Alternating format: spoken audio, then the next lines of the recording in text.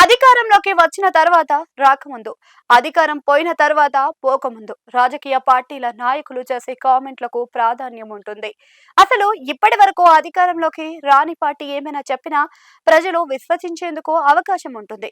కానీ 10 ఏళ్ళు 15 ఏళ్ళు అధికారంలో ఉన్నవారు ప్రజలకు చెబుతున్న మాటలు, ఇస్తున్న వాగ్దానాలు ఏ మేరకు ప్రజలు విశ్వసిస్తారు అనేదే సందేహం. ఎందుకు అంటే నాయకుల కంటే ముందు నేడు సోషల్ మీడియా జనాల మధ్యకు వెళ్ళిపోతుంది.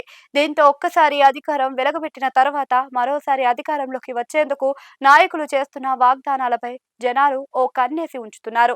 ఇటీవల పశ్చిమ బెంగాల్లో తృణమూల్ కాంగ్రెస్ ఘోర పరాజయానికి కారణం ఇదే. 15 ఏళ్ల పాటు అధికారంలో ఉన్న మమతా బెనర్జీ మహిళలను గాలికి వదిలేశారు. కానీ ఇటీవల ఎన్నికల్లో వారిని మెప్పించే ప్రయత్నం చేసి 1500 నెల నెలకు ఇస్తామన్నారు.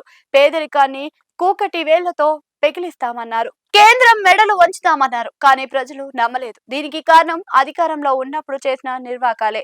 ఈ సూత్రమే తెలంగాణ ప్రధాన ప్రతిపక్షం బీఆర్ఎస్ కు కూడా వర్తిస్తుంది. ఎందుకంటే ఎంతైనా తెలంగాణ ప్రజలు కూడా చైతన్యవంతులే కదా. 10 సంవత్సరాలు అధికారంలో ఉన్న బీఆర్ఎస్ కు రైతుల కష్టాలు కనిపించలేయా అంటే కేసీఆర్ ముఖ్యమంత్రిగా బాధ్యతలు చేపట్టిన ఏడాదిలో సచివాలయానికి కూతివేటు దూరంలోనే ఆంజనేయ స్వామి ఆలయం వద్ద ఓ రైతు ఆత్మహత్య చేసుకున్నారు. దీనిని నాడు సీఎం కేసీఆర్ ఎలా ట్రీట్ చేశారో తెలిసిందే. పోనీ ఇంటింటికి నీటిని ఇచ్చారా అంటే ప్రశ్నార్థకమే. నాడు అధికారంలో ఉన్నప్పుడు రైతులు నీళ్లు, నియామకాలు వంటివి చిన్న సమస్యలకు మారాయి.